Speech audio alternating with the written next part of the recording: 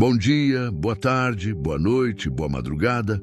Independente da hora que você está assistindo, seja bem-vindo e comenta aí, de qual cidade você está vendo essa história? Há 3 anos que acordo antes do sol nascer. Sempre foi assim, desde que ela se foi. O corpo não consegue mais dormir até tarde, como se descansar demais fosse desrespeitar a dor que carrego. A casa range quando me levanto. Madeira velha que conhece cada passo meu, cada suspiro que escapa quando penso que ninguém está ouvindo. Mas aqui só tem eu mesmo para ouvir. O café ferve sozinho no fogão, enquanto olho pela janela da cozinha. A fazenda se estende até onde a vista alcança. Terra vermelha, pasto amarelado pelo tempo seco, o galpão grande onde antes guardávamos o milho e que hoje está vazio pela metade. Só eu e os cavalos sabemos como este lugar já foi diferente, cheio de vozes, de risadas, de planos para o futuro que nunca chegaram. A solidão aqui no Cerrado de Goiás tem peso. Tem cheiro também. Cheiro de mato seco na época da seca, de terra molhada quando chove, de fumaça quando queima os pastos no tempo certo. Tem som, vento batendo na porta do galpão, cigarras cantando no calor do meio-dia, cavalo relinchando quando sente minha chegada. E tem silêncio, muito silêncio. Meus pais morreram no mesmo ano. Primeiro o pai, infarte no meio da colheita de milho. Caiu ali mesmo, entre os pés dourados que ele tanto amava. Depois a mãe, que simplesmente parou de querer viver. O médico disse que foi o coração, mas eu sei que foi saudade mesmo. Depois de 42 anos casada, ela não sabia mais como viver só. Marina veio 2 anos depois, com aquele sorriso que iluminava até os cantos mais escuros da casa. Era professora na cidade, mas disse que queria largar tudo para viver na fazenda comigo. Casamos aqui mesmo, debaixo da jabuticabeira grande que meu avô plantou quando chegou nestas terras. Ela dizia que ia encher este lugar de crianças correndo pelo quintal, que ia plantar um jardim na frente da casa, que ia criar galinhas caipiras no terreiro. Tinha planos para tudo, para a horta atrás da cozinha, para o pomar que nunca fizemos, para os filhos que iam nascer aqui e crescer com a liberdade que só o campo pode dar. Falava em comprar mais gado, em plantar soja nas terras que ficavam paradas, em construir uma casa nova quando os filhos começassem a chegar. Não deu tempo para nada disso. O acidente na estrada foi rápido. Caminhão sem freio, curva fechada depois da ponte sobre o Rio das Pedras, chuva na pista. O médico disse que ela não sentiu dor. Mentira boa. Dessas que a gente aceita para conseguir dormir à noite, mesmo sabendo que não é verdade. Faz 3 anos que durmo só, que como só, que cuido dos bichos ouvindo apenas o eco da minha própria voz, chamando eles para o coxo. O gado diminuiu desde então. Vendi parte porque era difícil cuidar de tudo sozinho. Parte porque não via mais sentido em aumentar o rebanho se não tinha para quem deixar quando morresse. Os pastos ficaram grandes demais para poucos animais. A casa ficou grande demais para um homem só. O mundo inteiro ficou grande demais para alguém que perdeu a vontade de ocupar espaço nele. Hoje de manhã, como todos os dias dos últimos 3 anos, tomei café sozinho, olhando pela janela. A jabuticabeira estava carregada de frutos maduros, mas não tive coragem de colher. Marina adorava jabuticaba. Dizia que era a fruta mais doce do mundo, que quando tivéssemos filhos ia ensinar eles a subir na árvore para pegar as mais altas. As jabuticabas caem sozinhas agora. Apodrecem no chão e viram comida para as formigas. Esta tarde estava diferente das outras. O ar parado, denso, como se carregasse eletricidade mesmo sem nuvem no céu. Os cavalos estavam inquietos no pasto, orelhas em pé, olhando para lugar nenhum como fazem quando sentem coisa que a gente não vê. O gado também andava estranho, amontoado embaixo da sombra do angico grande, sem dispersar para pastar como de costume. Resolvi adiantar o serviço e ir guardar os sacos de ração no celeiro antes da noite cair. Era trabalho simples, coisa de meia hora. mas que sempre deixava para o fim do dia porque não gostava daquele lugar. O celeiro ficava no fundo da propriedade, longe da casa, construído pelo meu pai nos tempos em que a fazenda produzia muito milho. Depois que ele morreu, o lugar ficou meio abandonado. Marina dizia que a gente podia transformar ele numa oficina ou num lugar para guardar as ferramentas, mas nunca chegamos a fazer nada. Carreguei os sacos na carreta pequena e fui devagar pela trilha de terra vermelha que corta a propriedade de ponta a ponta. A estrada estava seca, rachada, levantando poeira mesmo com o peso da carreta. Do lado esquerdo, o pasto onde ficam as vacas com bezerro novo. Do lado direito, a plantação de mandioca que faço todo ano mais por costume que por necessidade. O celeiro apareceu no fim da trilha como sempre aparece, grande, de madeira escura, meio torto de tanto tempo sem manutenção. A porta da frente estava entreaberta, balançando devagar com o vento que mal se sentia. Estranhei. Sempre deixo ela bem fechada para não entrar bicho. Foi quando parei a carreta e comecei a descarregar os sacos que ouvi.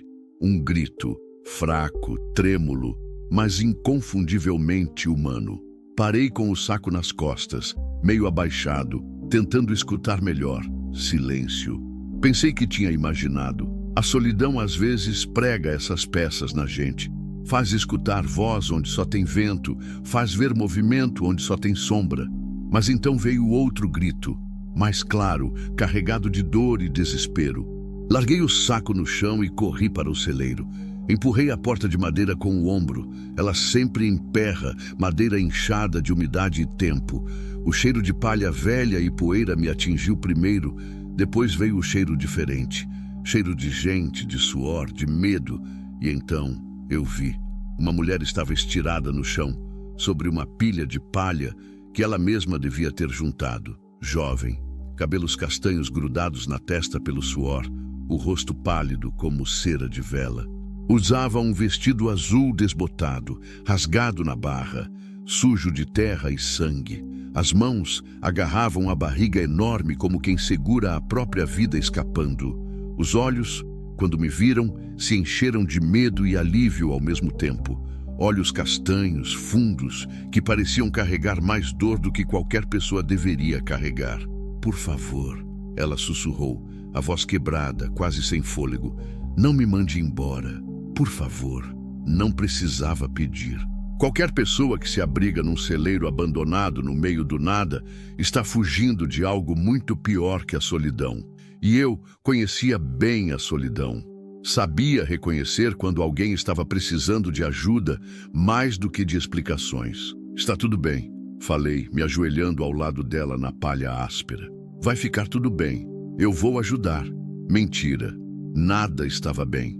A mulher estava claramente em trabalho de parto, sozinha, num celeiro que há anos não via movimento. E eu, que há 3 anos mal conversava com gente, agora precisava ajudar alguém a trazer uma vida ao mundo. Não sabia nada de parto, nada de bebê, nada de cuidar de gente. Só sabia cuidar de bicho e planta. Mas ela precisava de mim. E fazia tanto tempo que alguém precisava de mim que nem lembrava mais como era essa sensação. Como você se chama? Perguntei, tirando o chapéu e passando a mão no cabelo, nervoso. Maria. Ela respondeu entre 2 respirações difíceis. Maria Santo. Eu sou José. José Ferreira. Esta é minha propriedade. Ela tentou se levantar como se fosse pedir desculpa por estar ali, por ter invadido minha terra. Segurei seu braço com cuidado. Fica quieta. Você está bem aqui. Preciso só buscar umas coisas na casa para ajudar você. Não. Ela segurou minha mão com força surpreendente. Não me deixa sozinha. Por favor. O medo nos olhos dela era real. Medo de que eu fosse embora e não voltasse. Medo de morrer ali sozinha. Medo de que o que quer que estivesse fugindo a encontrasse antes de eu voltar. Está bem, concordei. Não vou sair daqui, mas você precisa me contar. Quanto tempo faz que começaram as dores? Desde ontem de manhã, ela respondeu, apertando os dentes quando uma nova contração veio. Mas só ficou forte assim desde cedo hoje. uma dor que durava mais de um dia. Primeiro parto, com certeza. E se ela estava aqui desde ontem, significava que tinha andado muito para chegar até este lugar perdido no meio do cerrado. Vou buscar ajuda na cidade, falei levantando. Não, ela gritou, segurando minha mão com desespero. Não pode vir ninguém aqui. Ninguém pode saber que eu estou aqui. A voz dela tremeu de medo puro. Medo de ser encontrada por quem quer que estivesse procurando. E naquele momento entendi que não era só um parto difícil que estava acontecendo naquele celeiro. Era uma fuga, uma corrida contra o tempo, uma mulher tentando escapar de alguma coisa ou alguém que significava perigo. Corri até a casa para buscar o que conseguia lembrar do que Marina contava sobre partos. Toalhas limpas, água morna, sabão, álcool para limpar as mãos. Ela sempre falava que queria ter filhos aqui na fazenda, longe de hospitais, com a própria terra testemunhando o nascimento. Dizia que as mulheres da família dela sempre tinham parto normal, que era coisa natural, que não precisava de muito mais que paciência e cuidado. Nunca pensei que seria eu a fazer isso por uma estranha. Quando voltei para o celeiro, Maria estava com as contrações mais fortes. Gemia baixinho, tentando não gritar, como se tivesse medo de que alguém pudesse escutar, mesmo no meio daquela solidão toda. Você pode gritar, falei, organizando as toalhas ao lado dela. Aqui não tem ninguém para escutar além de mim. E eu não vou contar para ninguém. A noite foi longa, muito longa. Entre as contrações, ela me contou aos pedaços quem era, de onde vinha, por que estava ali. A história saía em frases cortadas, interrompidas pela dor, mas aos poucos fui juntando as peças do quebra-cabeças. Maria tinha 22 anos. Casou com 18 com um homem 15 anos mais velho, dono de uma fazenda grande em Jataí. Casamento arranjado pela família, que estava devendo dinheiro para ele. Ela não queria casar, mas o pai disse que não tinha escolha. Era casar ou a família perder a casa, a terra, tudo. Ele não era ruim no começo, ela disse, respirando pesado entre uma dor e outra. Só distante, viajava muito, ficava meses fora cuidando de negócios em outras cidades. Eu ficava sozinha naquela casa grande, só com as empregadas. A voz dela sumia às vezes, engolida pela dor. Eu segurava sua mão e dizia as únicas palavras que sabia dizer nesses momentos. Vai passar, vai ficar tudo bem, você não está sozinha. Palavras que Marina falava para mim quando eu tinha pesadelo, quando acordava de madrugada pensando nos meus pais. Foi numa dessas viagens dele que conheci o Antônio. Ela continuou, quando a dor deu uma trégua. Ele era peão de outra fazenda, mas às vezes vinha fazer serviço na nossa. Moço novo, trabalhador, alegre. Me tratava como gente, não como propriedade. Antônio era diferente do marido, conversava com ela, perguntava o que ela achava das coisas, escutava quando ela falava dos livros que gostava de ler, dos sonhos que tinha antes de casar. Aos poucos, o que começou como conversa na cerca virou amizade. A amizade virou carinho. O carinho virou amor. A gente não queria que acontecesse, ela disse, com lágrimas nos olhos. Mas aconteceu. E quando eu descobri que estava grávida, soube que não podia fingir que era filho dele. Ele ia fazer as contas e descobrir. O marido voltou da viagem e encontrou Maria de 4 meses de gestação. Fez as contas dos meses que tinha ficado fora. Descobriu que o filho não podia ser dele. A reação foi pior do que ela esperava. Ele me bateu, ela disse, a voz quase sumindo. Me bateu na frente de todo mundo. Me chamou de vaca, de vagabunda, de mulher perdida.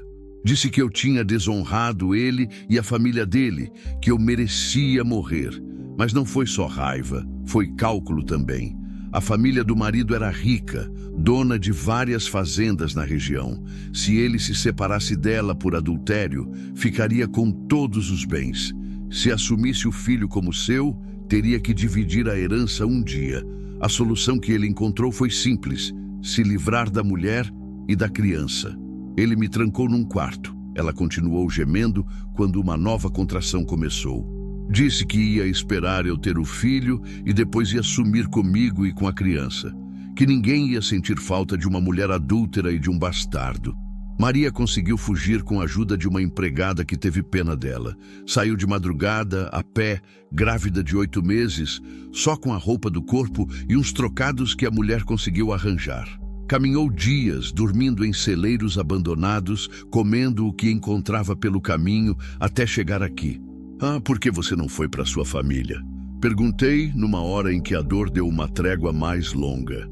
Ela riu, um riso amargo que doeu mais que os gritos.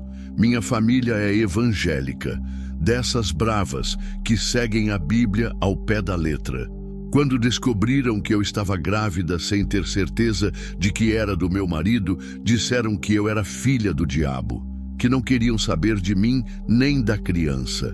O pai dela, que antes a chamava de princesa, disse na frente de toda a igreja que preferia ver a filha morta que desonrada. A mãe, que sempre foi carinhosa, virou o rosto quando Maria tentou falar com ela pela última vez. Então fugi, ela disse, suando frio. Não tinha mais ninguém no mundo, só eu e ele. Colocou a mão na barriga. Pensei em ir para a cidade grande, tentar arrumar trabalho. Mas quem ia contratar uma mulher grávida, sem referência, sem documento? E ele tem gente procurando. Tem dinheiro para pagar quem me trouxer de volta. O bebê nasceu quando o sol começava a clarear o horizonte. Um menino pequeno, mas forte, que chorou alto, como se quisesse anunciar para o mundo inteiro que tinha chegado. Quando o embrulhei numa toalha limpa e coloquei nos braços dela, Maria chorou tanto que pensei que fosse desmaiar. Obrigada, ela repetia entre os soluços. Obrigada, obrigada, obrigada. Eu não sabia o que responder. Fazia tanto tempo que ninguém me agradecia por nada que tinha esquecido, como era receber gratidão de alguém. Como vai chamar ele? Perguntei, olhando para o rostinho vermelho e enrugado do menino. João, ela respondeu sem hesitar. Como meu avô. Era o único da família que me defendia quando eu era pequena. João, nome simples, nome forte, nome de gente trabalhadora, de gente que não desiste fácil, nome que combina com quem nasceu num celeiro, no meio do nada, filho de uma mulher corajosa demais para morrer de medo. Maria e o bebê ficaram no celeiro, não porque eu não quisesse que ficassem na casa, mas porque ela preferiu assim. Dizia que estava acostumada com pouco, que não queria me incomodar mais do que já tinha incomodado. Eu limpei o lugar inteiro, coloquei palha fresca, levei um colchão velho e algumas cobertas. Transformei aquele espaço esquecido numa espécie de lar provisório. Todos os dias eu trazia comida, água limpa, remédio quando precisava. Maria se recuperava devagar, mas bem. O menino chorava pouco e mamava forte. Crescia rápido, como o mato depois da chuva. No terceiro dia, ela tentou se levantar e me ajudar com alguma coisa. Fica quieta, falei, impedindo ela de varrer o chão do celeiro. Você acabou de ter um filho. Precisa descansar. Não posso ficar aqui sem fazer nada, ela insistiu. Você já fez muito por mim. Não posso ser só um peso. Você não é peso nenhum. Respondi, e percebi que era verdade. Faz tempo que esta fazenda não via vida nova, mas ela não era de ficar parada. Aos poucos, conforme se sentia melhor, começou a ajudar no que podia. Varria o terreiro, organizava as ferramentas, até cozinhava às vezes. Tinha mão boa para a comida, tempero certo, jeitinho especial de fazer as coisas simples ficarem gostosas. O menino crescia e eu crescia junto com ele. Acordava quando chorava de madrugada, mesmo dormindo na casa. Era como se meu ouvido tivesse aprendido a reconhecer aquele som específico, diferente de qualquer outro som que conhecia. Às vezes, ia até o celeiro só para ver se estava tudo bem, se precisavam de alguma coisa. Você não precisa fazer isso, Maria disse numa dessas noites, quando me encontrou parado na porta do celeiro, só olhando ela amamentar o filho. Eu sei, respondi, mas quero fazer. E era verdade. Queria cuidar deles, queria que ficassem bem. Queria que o João crescesse forte e a Maria sorrisse mais. Fazia 3 anos que eu não tinha motivo para querer nada, além de que o dia acabasse logo para poder dormir e esquecer por algumas horas que estava sozinho no mundo. Durante o dia, enquanto eu cuidava dos bichos e da plantação, Maria ficava com o menino. Às vezes, eu a via sentada na sombra do celeiro, cantando baixinho para ele, contando histórias que inventava na hora. O João olhava para ela com aqueles olhinhos azuis enormes, como se entendesse cada palavra. À tarde, quando o sol estava mais fresco, eu às vezes parava o trabalho e ia sentar com eles. Conversávamos sobre coisas simples: o tempo, os bichos, a plantação. Maria tinha opinião sobre tudo, jeito esperto de ver as coisas que eu nunca tinha reparado. Dizia que sempre gostou de plantas, que na casa da infância tinha uma horta grande onde ajudava a mãe. Você podia fazer uma horta aqui, sugeri num desses fins de tarde. Tem espaço de sobra atrás da casa. Seria bom, ela concordou com os olhos brilhando. Sempre quis ter uma horta só minha, mas depois o sorriso sumiu do rosto dela. Mas não sei se vou ficar tempo suficiente para ver ela crescer. Essa frase me bateu no peito como soco. A ideia de que eles iam embora, de que um dia eu ia acordar e o celeiro ia estar vazio de novo, me fez perceber uma coisa que estava tentando não pensar. Eu não queria que fossem embora. Não queria voltar a viver sozinho. Não queria que o silêncio voltasse a ser o único som desta fazenda. Foi na 2ª semana que eles apareceram. Eu estava consertando a cerca do pasto dos cavalos quando vi a poeira subindo na estrada de terra que vem da cidade. Carro andando devagar, como quem está procurando alguma coisa. Meu estômago apertou. Carros assim não aparecem aqui por acaso, especialmente carros pretos com vidros escuros que não fazem barulho de motor velho. Larguei o martelo e a cerca e caminhei para mais perto da casa, para poder ver melhor quem eram os visitantes. Meu coração batia mais forte que o normal. Maria estava no celeiro com o João, escondida. Mas se aqueles homens resolvessem revistar a propriedade inteira, iam acabar encontrando ela. O carro parou em frente ao portão de madeira que marca a entrada da fazenda. Desceram 2 homens, um mais velho, de terno claro mesmo no calor, outro mais novo, com cara de quem resolve problemas com as mãos em vez de conversa. O mais velho varreu a propriedade com os olhos, calculando, avaliando. O mais novo só olhava para mim, como se estivesse medindo se eu representava algum perigo. Boa tarde, disse o mais velho, forçando um sorriso que não chegava aos olhos. Somos da família da Maria Santos.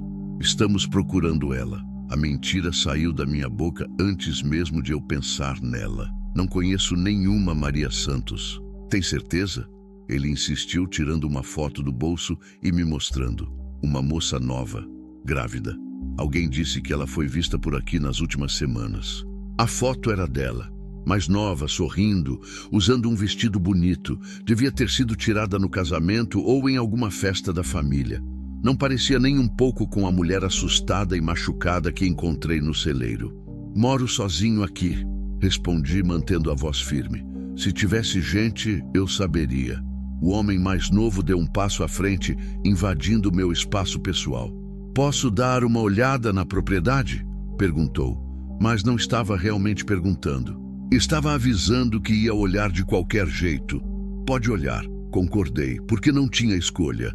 Mas sem entrar na minha casa. Esta é minha propriedade privada. E vocês não têm mandado judicial. Eles caminharam pelo terreiro, olharam para os galpões, para o curral, para a casa. O mais velho fazia perguntas sobre quanto tempo eu morava ali, se conhecia os vizinhos, se alguém mais tinha acesso à propriedade.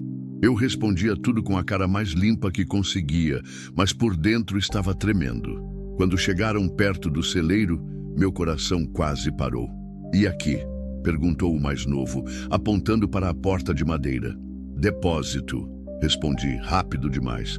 Guardo ração, ferramentas, essas coisas. Posso ver?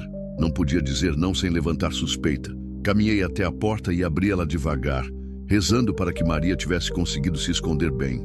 O cheiro de palha e madeira velha saiu de dentro, mas não tinha sinal de gente. Engraçado, disse o mais velho, parando bem em frente ao celeiro e olhando para dentro. Essa palha aí parece nova. Troquei semana passada. Menti, suando frio. Gado novo chegando mês que vem. Ele continuou olhando, como se quisesse decorar cada detalhe do lugar. O mais novo entrou no celeiro e vasculhou os cantos, mexeu na palha, procurou qualquer sinal de que alguém tinha estado ali recentemente. Tem certeza de que não viu nada? O mais velho perguntou de novo, me encarando fixo. A Maria está desaparecida há mais de 2 semanas. A família está muito preocupada. Se eu tivesse visto alguma coisa, teria falado. Respondi. Aqui é lugar tranquilo. Aparece gente, a gente nota. Eles ficaram mais uns 20 minutos rondando, fazendo mais perguntas, tentando me pegar em contradição. Perguntaram sobre os vizinhos mais próximos, sobre estradas alternativas, sobre lugares onde alguém poderia se esconder. Eu respondia tudo do jeito mais natural que conseguia, mas sentia o suor descendo pelas costas. Quando finalmente foram embora, esperei o carro desaparecer completamente na estrada antes de correr para o celeiro.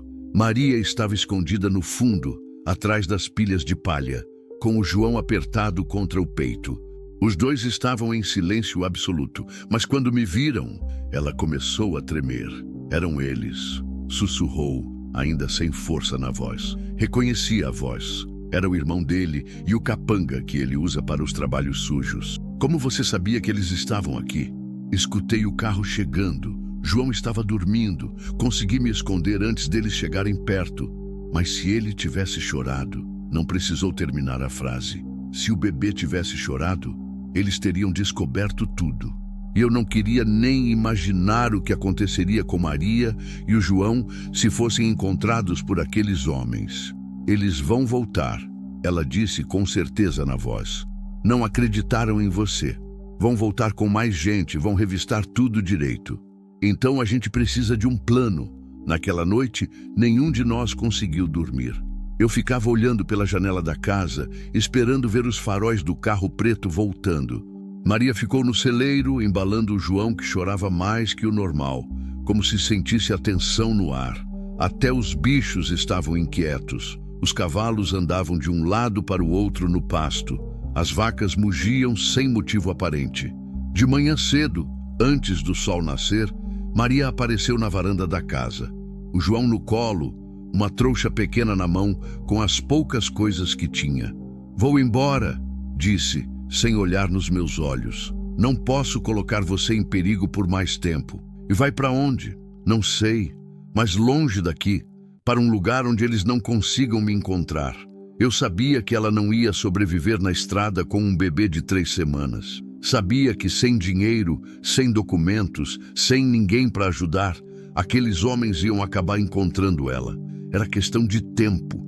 E sabia que se isso acontecesse, eu nunca mais ia conseguir dormir à noite.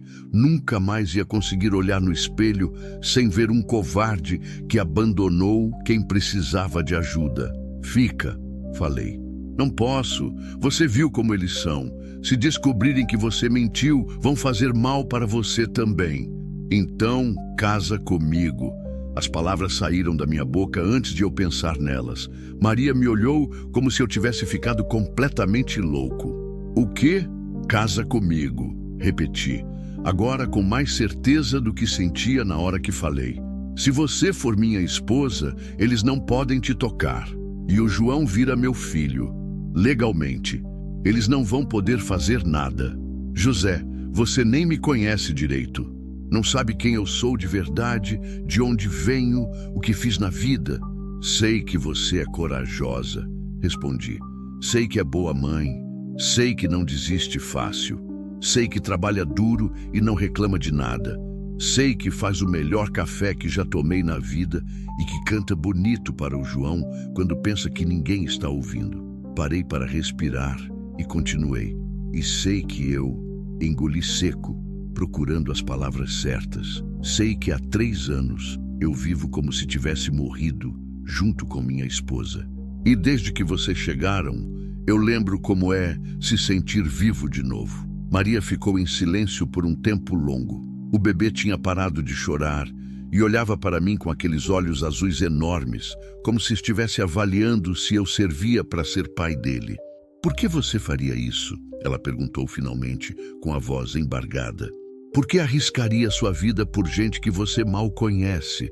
Porque quando encontrei vocês naquele celeiro, pela primeira vez em 3 anos, eu tive um motivo para acordar de manhã. Respondi, sentindo o peito apertar com a verdade das palavras. Porque cuidar de vocês me fez lembrar que eu ainda sei amar. E porque uma família não é quem nasce junto, é quem escolhe ficar junto. Ela chorou. Eu também. E se eles voltarem, vão encontrar uma família, minha família. E se descobrirem que é mentira? Não vai ser mentira, falei, olhando nos olhos dela. Se você aceitar, não vai ser mentira. Maria segurou minha mão. A pele dela estava fria, trêmula, mas firme. Você tem certeza disso? Tenho. E você? Ela olhou para o João, que nos observava com aquela seriedade de bebê recém-nascido. Depois olhou para mim, para a fazenda, para a casa que podia virar lar de verdade. Tenho, sussurrou. Saímos para a cidade naquela mesma manhã. Maria usou o vestido menos sujo que tinha. Eu vesti a camisa social que só uso em velório. O João dormiu no colo dela durante toda a viagem na caminhonete velha, embalado pelo barulho do motor. O cartório estava quase vazio. Funcionária pública entediada, umas cadeiras de plástico, formulários para preencher. Nada romântico, nada especial. Só 2 pessoas que mal se conheciam assinando um papel que ia mudar as vidas dos dois para sempre. Vocês têm certeza disso? Perguntou a escrivã, olhando desconfiada para Maria com o bebê no colo. Casamento não é brincadeira. Temos, respondi por nós 2. E a criança? É meu filho. Falei com uma naturalidade que me surpreendeu. Vou registrar ele como José João Ferreira. A mulher anotou tudo, carimbou os papéis, pediu para assinarmos. Quando saímos do cartório, Maria não era mais Maria Santos, mulher fugitiva, procurada por um marido violento. Era Maria Ferreira, minha esposa, mãe do meu filho João. No caminho de volta, paramos na loja de materiais de construção. Compramos tinta para a casa, papel de parede para o quarto que ia virar do bebê, plantas para o jardim que Marina sempre quis fazer e que eu nunca tive coragem de plantar sozinho. Tem certeza de que quer gastar dinheiro com isso? Maria perguntou, vendo eu escolher as flores mais caras da loja. A gente vai precisar que a casa pareça casa de família quando eles voltarem, expliquei. E além disso, você merece morar num lugar bonito. Compramos também roupas para ela e para o João. Nada muito caro, mas roupas limpas, novas, que não contassem a história de uma fuga desesperada. Na loja de roupas infantis, Maria ficou parada na frente das roupinhas pequenas, como se não acreditasse que podia escolher qualquer uma. Pode pegar o que quiser, falei. Ele é nosso filho agora. Nosso filho. As palavras saíram naturais, como se sempre tivessem sido verdade. De volta à fazenda, passamos o resto do dia transformando a casa. Pintamos a sala, colamos papel de parede no quarto pequeno, plantamos as flores na frente da varanda. Maria trabalhava com uma energia que eu não tinha visto nela antes, como se cada mudança na casa a fizesse acreditar um pouco mais que aquilo tudo era real. O João pode dormir no quarto pequeno quando crescer um pouco mais, ela disse, arrumando as roupinhas dele no guarda-roupa. Por enquanto, é melhor ele ficar comigo. Você vai dormir na casa, falei. O celeiro era provisório. Agora você é minha esposa. Seu lugar é aqui. Ela parou de dobrar as roupas e me olhou. E onde você vai dormir? No quarto grande. A gente pode dividir a casa. Não precisa ser. Procurei as palavras certas. Não precisa ser um casamento de verdade, se você não quiser. Pode ser só no papel, para proteger vocês. Maria ficou em silêncio por um tempo, pensando. E se eu quiser que seja de verdade? A pergunta me pegou desprevenido. Olhei para ela, cabelos limpos presos num rabo de cavalo, vestido novo azul claro, o João dormindo nos braços dela. e percebi que também queria que fosse de verdade. Queria acordar de manhã e encontrar ela fazendo café na cozinha. Queria jantar ouvindo ela contar como foi o dia. Queria ajudar ela a cuidar do João. Queria construir com ela a família que Marina e eu nunca conseguimos ter. Então vai ser de verdade, respondi. Eles voltaram uma semana depois, como Maria tinha previsto. Desta vez eram 3 homens no carro preto e trouxeram também uma mulher de meia idade, bem vestida, com cara de quem está acostumada a conseguir o que quer. Eu estava na varanda da casa brincando com o João no colo, enquanto Maria estendia roupas no varal. A cena toda parecia natural, vivida, como se fôssemos uma família há anos. O João tinha engordado, estava rosado e saudável. Maria usava um vestido florido que comprei para ela na cidade. O cabelo solto nos ombros, sorrindo enquanto cantarolava baixinho. Quando viram o carro chegando, não saímos correndo nem demos sinal de nervosismo.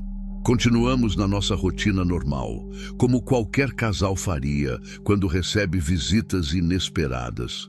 Boa tarde, disse o homem de terno, descendo do carro com a mesma cara antipática da vez anterior. Viemos falar de novo sobre a Maria Santos. Ah, sim, respondi, fingindo que acabava de lembrar. Os senhores estiveram aqui semana passada. Descobriram alguma coisa sobre ela? A mulher deu um passo à frente, os olhos fixos em Maria. Esta é ela, disse, com voz cheia de ódio. Esta é a vagabunda que destruiu minha família. Maria veio para perto de mim, segurando minha mão. O João começou a chorar, assustado com a voz alta da mulher. Acho que vocês estão confundindo minha esposa com outra pessoa. Falei com a voz mais calma que consegui. Esta é Maria Ferreira, minha mulher. E este é nosso filho, João. Mentira! Gritou a mulher.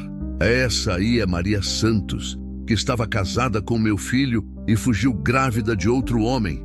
Olha só, respondi, tirando a certidão de casamento do bolso. Aqui está tudo documentado. Casamos faz 2 semanas. O João nasceu aqui na fazenda. Eu mesmo ajudei no parto. É meu filho.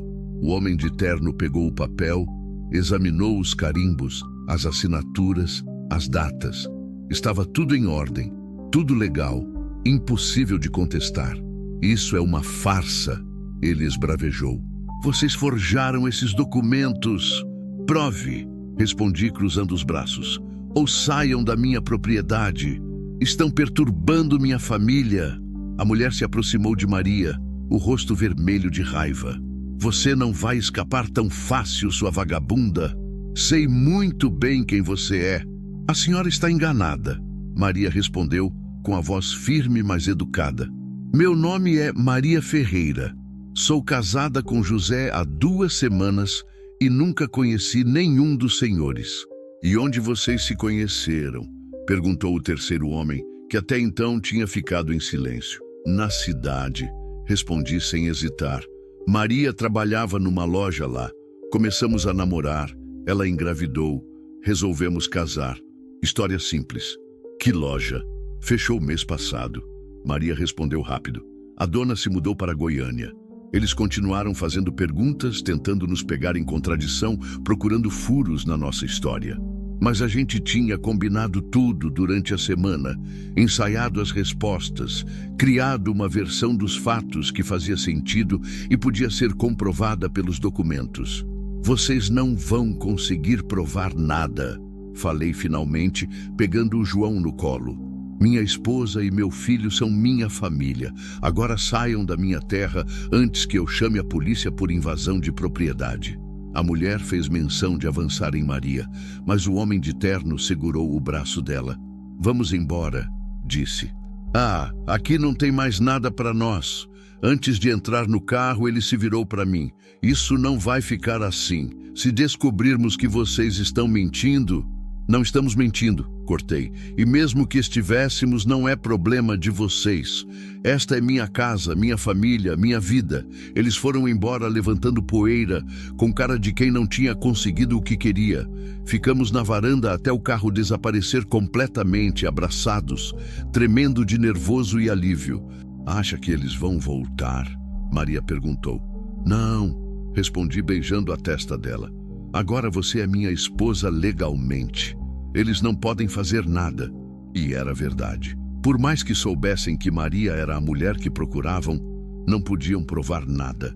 Os documentos estavam em ordem, nossa história fazia sentido e legalmente ela era minha mulher e João era meu filho. Hoje, 8 meses depois daquele grito no celeiro, acordo todos os dias com o barulho de João brincando no quarto dele.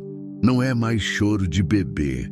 Agora são risadas, gorjeios, o som de brinquedos caindo no chão. Maria canta enquanto faz o café da manhã. E a casa inteira cheira de novo como uma casa de verdade. O celeiro onde tudo começou virou oficina. João, que agora engatinha e quer explorar tudo, brinca entre as ferramentas enquanto eu conserto o que precisa de conserto. Às vezes Maria vem nos fazer companhia, traz limonada gelada, fica conversando sobre os planos para ampliar o pomar ou sobre as galinhas caipiras que quer criar no terreiro. A horta que ela plantou atrás da casa está bonita, cheia de verduras frescas que comemos todos os dias. As flores da frente da casa cresceram e agora a varanda fica colorida o ano todo.